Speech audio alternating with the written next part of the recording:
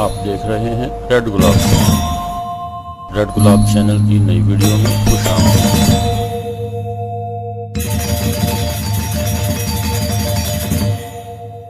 دوستو، آج ہم بات کریں گے حضرت سلیمان علیہ السلام کی زوجہ ملکہ سبا کے بارے میں۔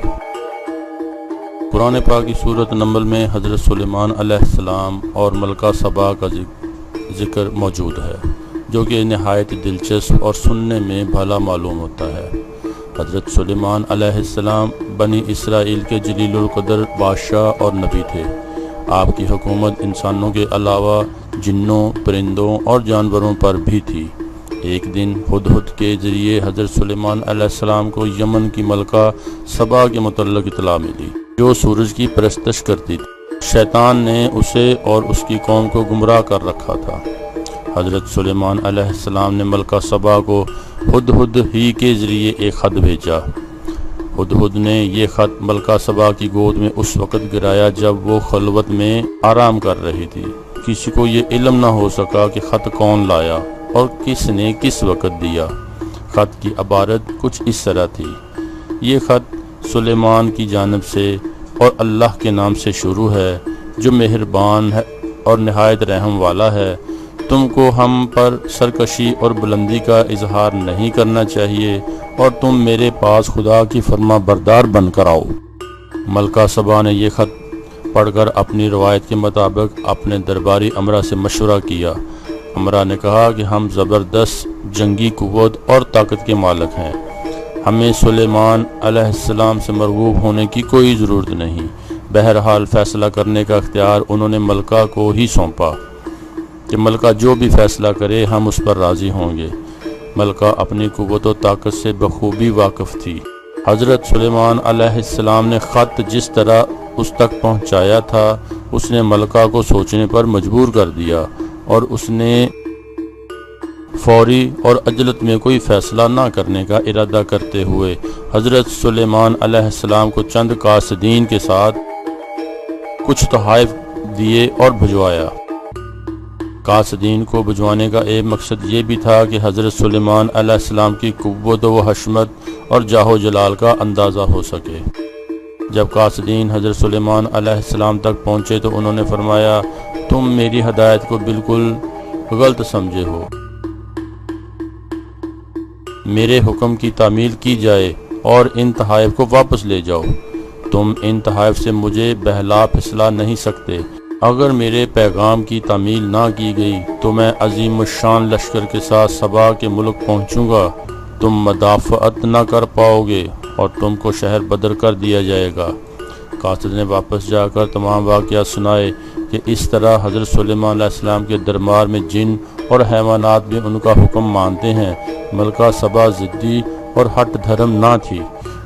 اس نے اپنے آپ کو، اپنی قوم کو ہلاکت میں ڈالنے کی بجائے حضرت سلیمان علیہ السلام کے حکم کی تعمیل کا فیصلہ کیا۔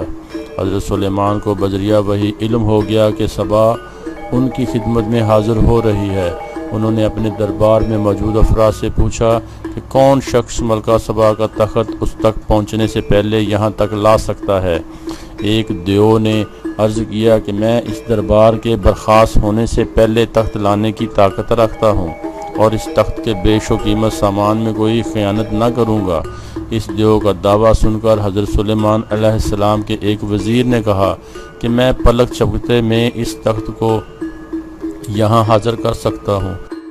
چنانچہ حضرت سلیمان علیہ السلام نے رخ مبارک پھیر کر دیکھا تو ملکہ سبا کے تخت کو موجود پایا۔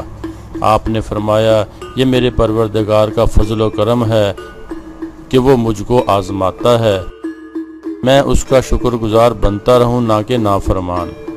اور حقیقت تو یہ ہے کہ جو شخص اس کا شکر گزار ہوتا ہے وہ دراصل اپنی ہی ذات کو نفع پہنچاتا ہے، اور جو نافرمانی کرتا ہے تو خدا اس کی نافرمانی سے بے پرواہ اور بزرگ و برتر ہے، اور اس کا وبال اور خود نافرمانی کرنے والے پر پڑتا ہے۔ اللہ تعالیٰ کا شکر ادا کرنے کے بعد حضرت سلیمان علیہ السلام نے اس تخت کی ہیبت میں تبدیلی کا حکم دیا اور فرمایا کہ دیکھنا چاہتا ہوں کہ ملکہ سبا دیکھ کر حقیقت کی طرف مائل ہوتی ہے یا نہیں۔ کچھ عرصہ بعد ملکہ سبا حضرت سلیمان علیہ السلام کی خدمت میں پہنچ گئیں۔ جب ملکہ سبا دربار میں حاضر ہوئیں تو اس کو اس کا تخت دکھایا گیا تو اس نے کہا کہ یہ میرے تخت کے جیسا ہی ہے۔ ملکہ سبا نے کہا کہ مجھے آپ کی قوت اور طاقت کا پہلے سے ہی علم ہو چکا ہے، اس لیے مطیع اور فرما بردار ہو کر حاضر ہوئی ہوں۔ اب تک ملکہ نے حضرت سلیمان علیہ السلام کی فرما برداری کا اظہار تو کر دیا تھا، جبکہ حضرت سلیمان علیہ السلام کا مقصد اس کو اللہ کا فرما بردار بنانا تھا۔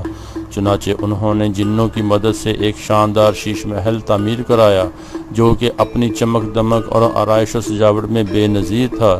اس میں ایک شاندار حوض تھا اور حوض کے ساتھ چمکیلا فرش، ایسا دکھائی دیتا تھا کہ فرش پر پانی بہہ رہا ہے۔ ملکہ سبا سے کہا گیا کہ وہ قصر شاہی میں قیام کرے۔ ملکہ کو اس کے لیے صحن سے گزرنا پڑا۔ وہاں سے گزرتے ہوئے ملکہ نے خیال کیا کہ صحن میں پانی ہے۔ اس نے اپنے لباس پنڈلیوں تک اٹھایا پانی میں بھیگ نہ جائے، تو اس کو بتایا گیا کہ اس میں پانی نہیں ہے بلکہ یہ حوض کا عکس ہے۔ یہ ملکہ کی حسن و لطافت پر ایک خوبصورت چوٹ تھی۔ ایسی ہی چیزوں سے اس کو احساس دلایا کہ یہ چیزیں اصل میں حضرت سلیمان علیہ السلام کو کسی اور ہستی کی طرف سے ودیت کردہ ہیں، اور حضرت سلیمان علیہ السلام اس ہستی کو پہچانتے اور تسلیم کرنے کی دعوت دے رہے ہیں۔ اس بات کا خیال آتے ہی ملکہ شرمسار ہوئی اور اللہ پر ایمان لے آئی۔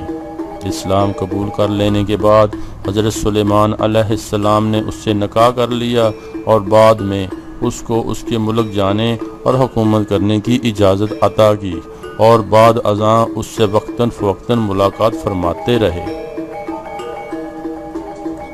تو دوستو، آپ کو ہماری ویڈیو پسند آئے تو لائک کریں، شیئر کریں، سبسکرائب کریں تاکہ آپ کو نئی اور اچھی معلوماتی ویڈیو ملتی رہیں۔